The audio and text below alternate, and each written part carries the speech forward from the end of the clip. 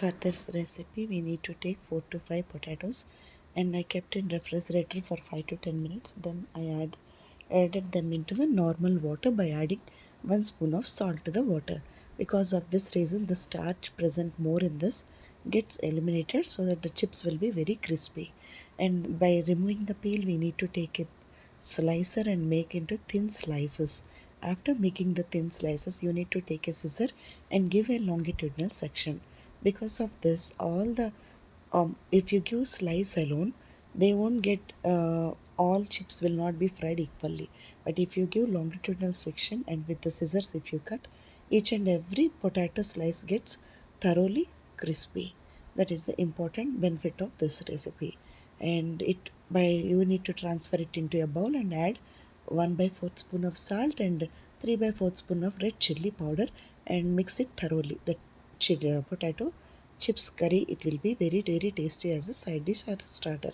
And you can add few roasted groundnuts and few curry leaves also to elevate the taste.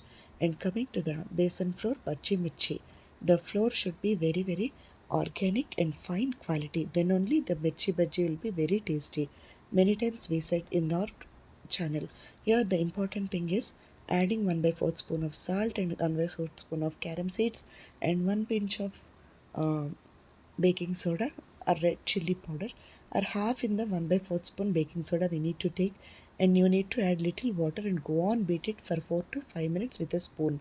By beating it highly, we can cook the bhaji in a fluffy way, very expanded way, without adding much baking soda. If you add baking soda much, it will absorb more oil, and also it will be bhaji will be very hard in consistency after cooking. But if you do this in this pattern, the mirchi bhaji will be very soft to eat, and also the baking soda will be very less in consumption. So it is very beneficial tip. You can add regular mirchi, cut mirchi regular what chilies we use for cooking, those only can be used here. You need to take a scissor and cut them into two parts, that is one chili into two parts, then cook so that inside the chili will be thoroughly cooked. And coming to the next useful tip, for I took 2 cups of rice flour, which is very organic and fine in quality. If you don't use the fine quality of these flours, they will not give the fine taste or shape of the uh, any recipe we prepare.